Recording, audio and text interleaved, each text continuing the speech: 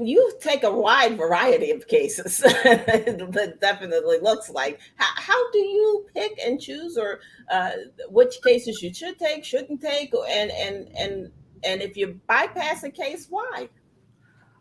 Well, I think one of the most important attributes of a good case for me is, does it get me in my gut? Is this something where I see it and I'm like, that's outrageous, or that really is something that is where wrongdoing was done, where there was an abuse of power, and that could take a lot of different forms.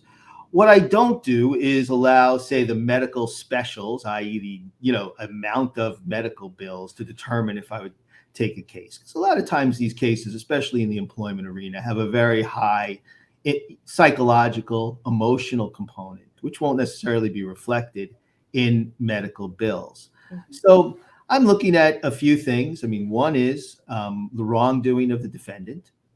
Two is, how does my client come across?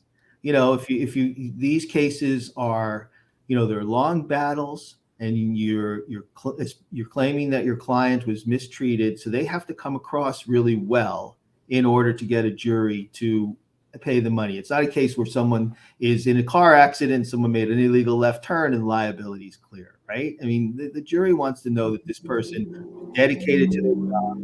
We're not doing something that was so wrong, say in police misconduct cases, that the police action was justified and warranted under the circumstances. So you look at your client, and then we have to have a defendant who can end up compensating our client. It has to be a larger corporation, or where there's an insurance policy, or a government agency. So you really have to look at that. There's so many things that happen wrong in our society where people don't have lawsuits, and one governing factor is there a defendant that you can get a recovery for? These cases, you just have to work too hard and invest too much to not be able to get your client compensated and you paid at the end of the day, after at times what's years of work.